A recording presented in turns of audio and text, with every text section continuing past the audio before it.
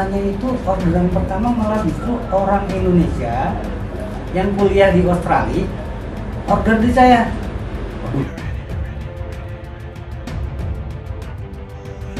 Tapi dari situ saya pembelajaran bahwa semua memang harus ada ilmunya. Dari beberapa kegagalan-kegagalan itu saya jadi tahu, oh ini begitu. Tapi buat saya sih kegagalan itu ya buat sekolah buat saya.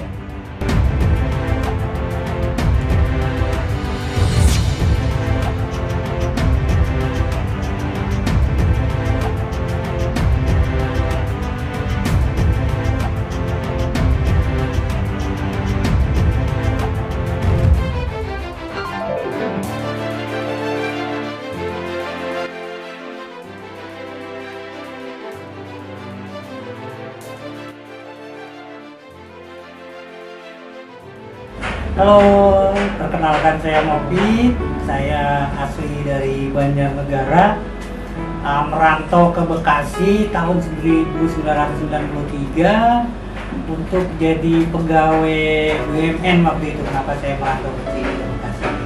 Jadi awal mulanya adalah saya sebagai karyawan PT Pos Indonesia, kantor pos cabang Bekasi gitu ya. Jadi awal mula usaha pertama memang saya kan karyawan Bu.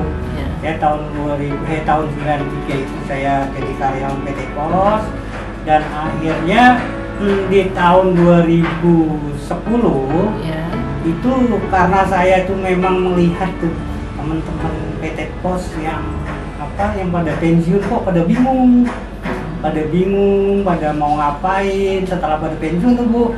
Akhirnya saya berpikir, oh kalau gitu saya jauh-jauh hari udah harus menyiapkan untuk bagaimana pas nanti pensiun itu saya udah ada usaha, sampai akhirnya ketemu dengan usaha yang sekarang ini. Gitu.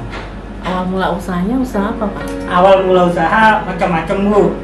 Jadi karena saya karyawan ya, melihat di luar kalau usaha kuliner tuh kayaknya enak banget ya, rame, laris. Jadi mikirnya awalnya udah saya bikin usaha kuliner, tapi kuliner yang awet. Jadi bikin kacang goreng. Kacang telur tuh Bu. Nah itu juga karena terinspirasi dengan ibu saya. Ibu saya kan waktu itu sakit, waktu saya masih kecil gitu ya. Dia di sela-sela sakitnya itu kok nggak menyerah. Bahkan dia survei untuk biar ada kegiatan. Yaitu bikin kacang telur itu. Akhirnya saya mulailah ikut-ikutan Bu. Nah, dimulai dari pesanan orang satu kantor. Waktu itu kan saya masih kerja, ada 70 kantong, itu saya kerjain sampai 2:30 bareng istri. Nah sukses tuh, saya dapat duit. Nah alhamdulillah tuh, oh ya berarti ini dari bisnis bisa begini ya, di luar gaji. Nah terus ketemu lagi sales. Nah inilah awal mula saya malah kurang berhasil. Nah di situ saya ditipu oleh sales. Jadi saya bikin, oh ini toko A, bikin lagi toko B, toko C, toko D. Nah saya bela-belain tuh Bu, sampai jam 2:30 pagi rata-rata tuh kalau tiap-tiap ada mau bikin gitu kan. Kalau jam 9 saya mau tidurin anak gitu. Nah itu topletnya juga nggak balik, kacangnya juga nggak balik, uangnya juga nggak balik. Aduh, ya udah. Akhirnya saya switch ke toko bisnis bareng teman-teman. Waktu itu kan usaha lagi rame-ramenya booming franchise. Saya bikin martabak cafe namanya. Itu juga sama. Jadi karena mungkin kan semuanya pinter tuh, ada 5 orang, pada pinter konsep, yang ujung-ujungnya malah rebutan. Dan ujung-ujungnya malah nggak sampai 1 tahun lah, itu juga bubar jalan gitu. Dan yang ketiga adalah bisnis ayam goreng. Bisnis ayam goreng sama, jadi saya ya taunya itu jalanan rame, tokonya ada di pinggir jalan gitu ya, tapi ternyata ya nggak laku. Ya nggak tahu kenapa. Ya mungkin karena saya nggak tahu ilmunya tuh karena gini, setelah saya kesimpulan bahwa oh ternyata itu jalur cepat. Terus abis itu ada di sebelahnya itu nggak terlalu jauh itu ada yang udah besar sekali. Nah saya kan nggak mungkin gitu ya. Tapi dari situ saya pembelajaran bahwa semua memang harus ada ilmunya. Dari beberapa kegagalan-kegagalan itu saya jadi tahu oh ini begitu. Tapi buat saya sih kegagalan itu ya buat sekolah buat saya gitu. Karena saya bisa terus survive. Nah, yang menariknya yaitu setelah ayam itu akhirnya saya menemukan bisnis saya yang sekarang itu awalnya juga lucu, unik bahwa di sela-sela ayam sepi itu saya bikin belajar internet marketing. Oh bagaimana kita bisa survei di internet, cari-cari ilmu melalui internet dan lain sebagainya. Dan saya juga ketemu komunitas teman-teman di internet. Akhirnya dari situ ya ada hikmahnya juga Bu. Jadi begitu warung sepi saya bisa belajar internet marketing dan saya dimulailah pencarian belajar internet marketing itu sampai dengan terbentuknya bisnis saya yang sekarang. Nah, bisnis saya ini juga unik. Jadi awalnya ya sama ya setelah belajar internet marketing itu saya kan masih kerja di PT Pos. Nah, di PT Pos itu saya di bagian pengawas loket. Jadi misalnya ada komplain dan lain sebagainya. Saya ketemu sama orang itu gitu. Dan saya baru tahu bahwa dia itu adalah produsen baju-baju perlengkapan olahraga. Oh iya, awalnya dari situ ya Pak? Awal-awalnya dari situ. Nah, terus akhirnya saya jadi akrab tuh karena tadinya sih orang itu komplain ke kita Bu bahwa kiriman ke Manado kok nggak sampai gitu ya. Akhirnya saya tanganin, saya inikan sampai berhasil dan akhirnya saya bisa akrab malah gitu. Nah ini ada nyambungnya juga. Nah itu tadi saya kan setelah di dalam belajar internet marketing ini kan saya butuh produsen atau butuh rekanan gitu ya. Apa yang di pasaran internet? Saya mikir setelah beberapa lama gitu ya. Saya mikir oh si bapak ini nih contoh cocok nih bisa saya jadi rekanan partner gitu ya. Akhirnya saya ngomong ke beliau bahwa ya udah saya marketingin aja, saya memasarkan produksinya di bapak. Dimulailah bisnis baju-baju olahraga seperti yang sekarang. Gitu. Awal mulainya langsung dapat order banyak atau bertahap dulu? Bertahap dulu, karena waktu itu kan saya handle sendiri ya. Tapi lucu juga Bu, jadi ini internet marketingnya saya sudah mulai ada pelanggan. Awal mulanya itu orderan pertama malah justru orang Indonesia yang kuliah di Australia order di saya. Waduh, saya deg-degan tuh. Lewat online ya Pak? Lewat online, jadi memang online. Jadi website saya udah bisa dibaca tuh sama orang Australia gitu ya. Nah itu mulainya dikit-dikit Bu, ada satu orderan itu dari si bapak si orang Indonesia di Australia itu. Nah habis itu mulailah ada orang-orang Papua, itu orang-orang jauh dulu. Karena online tadi ya? Karena online tadi. Kalau mesin-mesin Bapak udah ada? Belum. Jadi waktu itu saya memang full di penjualan.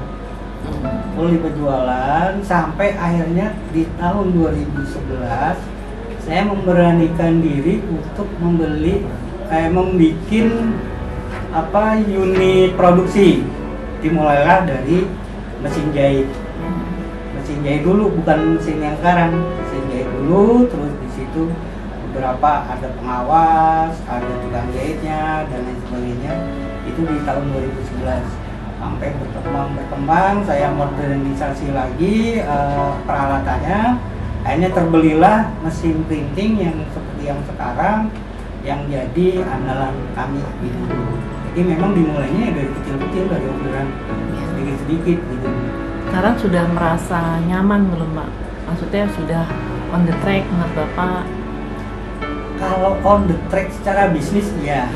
Saya memang sudah berarti ini bisnis saya seperti ini gitu ya. Tapi kalau dalam artian sudah puas sih ya belum. Saya tetap harus ada tantangan lagi apa gitu.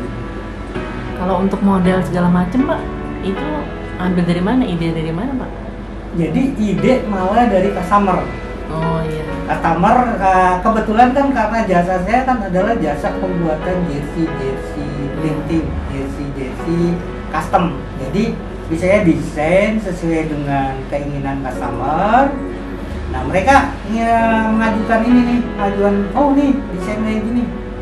Nah, saya kan kebetulan ada tim desain. Oh yaudah nanti kami buatkan, kami cetak, kami jahit sesuai dengan permintaan si customer ini. Ini memang custom. Ya. Kalau untuk ini Pak, apa namanya? Omsetnya lumayan sekarang ya Pak? Ya alhamdulillah lah Bu. Jadi bisa untuk menghidupi karyawan dan yang untuk saya juga ya. Dalam artian Mas dan masih untuk bisa pengembangan dari bisnis itu. Gitu. Ya. Alhamdulillah. Ya. Alhamdulillah. Suka dukanya Pak, yang mungkin dukanya yang bikin Bapak tuh rasanya putus asa gitu. Terus gimana cara bangkitnya supaya tetap semangat? Dukanya itu dulu pernah ada, ini awal-awal saya waktu menjalankan usaha ya. Itu gini Bu, ada satu kejadian. Saya kan awal memang sendiri. Ya. Belanja pulaan sendiri ke Tanah Abang waktu itu saya kan nggak ada kendaraan Bu. Jadi naiknya naik kereta ke sana, terus pulangnya naik Mikrolet. Pernah jadi saya belanjaan banyak banget. Itu saya udah gotong-gotong Bu, karena saya untuk bayar porter kan harus kasih uang lagi tuh. Saya gotong-gotong sendiri, itu ditolak Bu. Nyampe berapa kali, sakit ternyata orang bisnis ini gini ya. Terus habis itu udahlah dapat.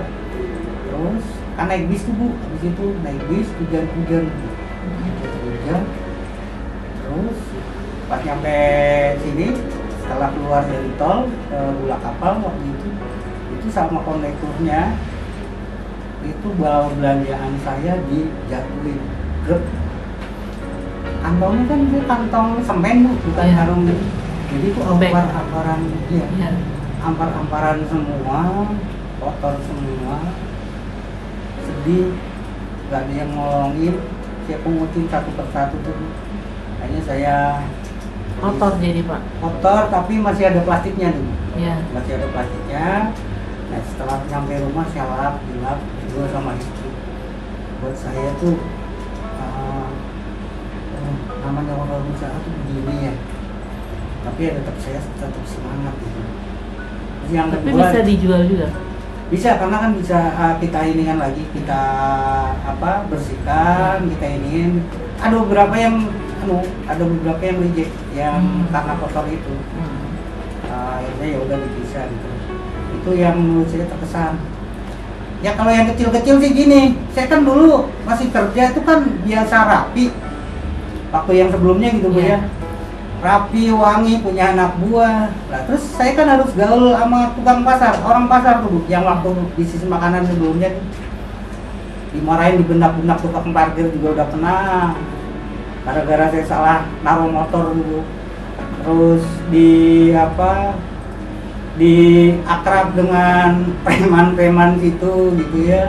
Akrab dengan tukang ayam segala macam. Ya akhirnya tapi ya lama-lama adaptasi juga. Nah inilah sedihnya gitu.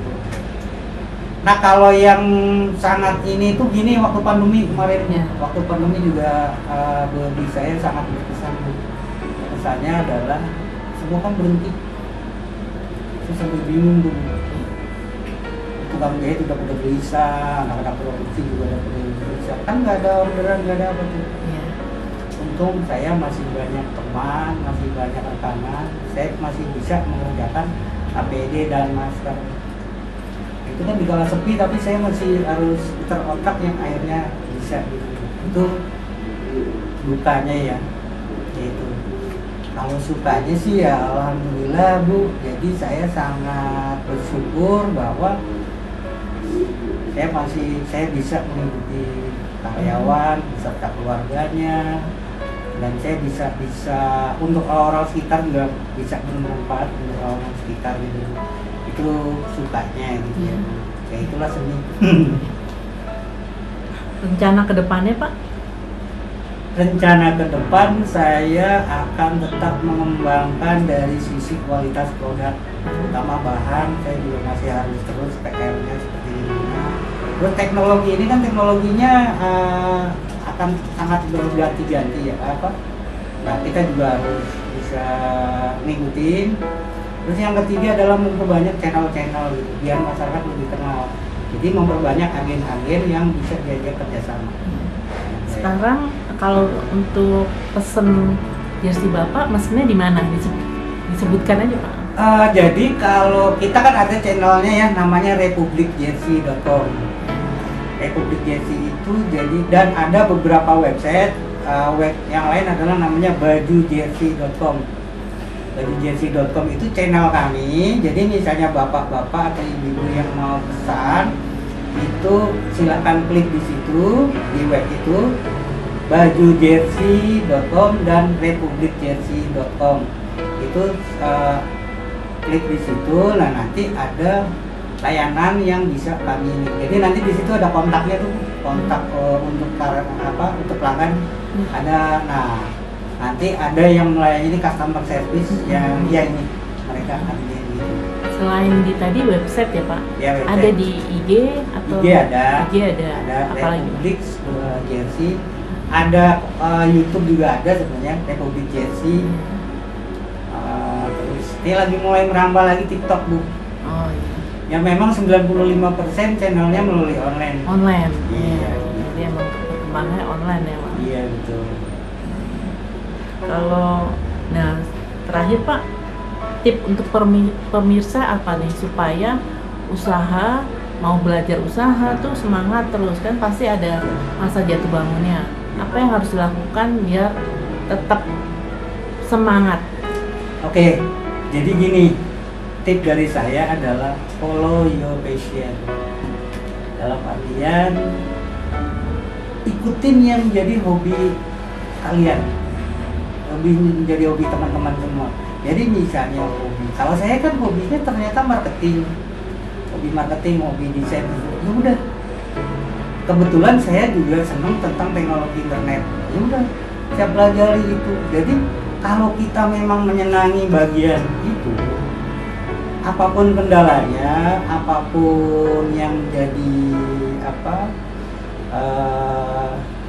kesulitan itu bisa kita tangani lah. Relatif passion, jadi follow your passion. Kalau kita senang melakukan itu, pasti sesulit apapun, sesusah apapun kita bisa atasi. Ya kadang-kadang sih ada bosan-bosannya juga lah. Ya tetap aja lah kita karena kita senang kan, tetap kita harus dalamnya gitu. Yang kedua adalah jangan menyerah, karena namanya dunia usaha adalah dunia yang penuh dengan tantangan. Makanya antara pengusaha dan pegawai kan lebih sedikit pengusaha ya, karena ya memang itu ada kesulitan yang harus ditangani oleh kita gitu. Terima kasih Pak. Ya sama-sama.